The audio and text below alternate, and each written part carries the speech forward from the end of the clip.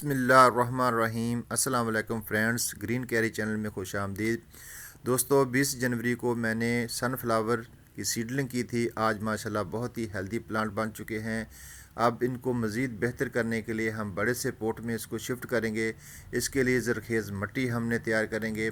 مٹی میں ہم گاؤ ڈنگ شامل کریں گے، اس کے ساتھ کھیتوں کی سرخ لال مٹی وہ شامل کریں گے۔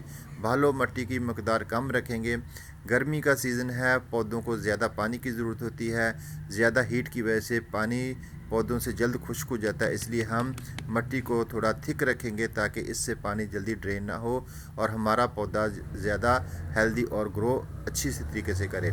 دوستو سن فلاور کا پودا بہت ہی بڑا پودا ہو جاتا ہے، اس پر بہت سارے پھول آتے ہیں۔ اس کے سیڈ جو ہوتے ہیں ہم سے کوکنگ آئل بھی تیار کیا جاتا ہے۔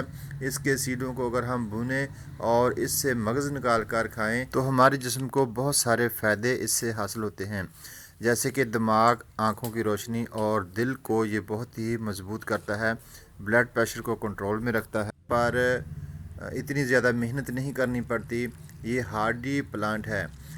ہمارے ملک میں اس کی بہت زیادہ کاشت کی جاتی ہے اور اس کے لیے یہ موسم بہت ہی سوٹیبل اور فیوریٹ ہے۔ آپ بھی اپنے گارڈن میں سن فلاور کا پودا لگائیں، اس سے بہت سارے فائدے حاصل کریں۔ تو دوستو چھوٹی چھوٹی کوششیں جو ہوتی ہیں انسان کو کامیاب بنا دیتی ہیں۔ ہر کام میں کوشش اور محنت ضرور کرنی چاہیے۔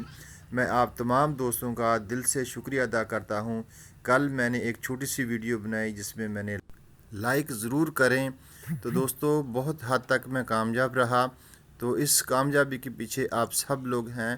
آپ بھی اسی طرح اپنے تمام دوستوں کو اس چیز پر ایگری کریں۔ ویڈیو تو ہم نے ہر حال میں دیکھنی ہے، اگر ہم لائک کے بٹن کو پریس کر دیں گے تو یہ بہت بڑی بات ہے۔ اپنے تمام فرینڈ کو انویٹیشن بھیج رہا ہوں، ویڈیو مکمل واچ کرتا ہوں، لائک بھی ساتھ میں کرتا ہوں۔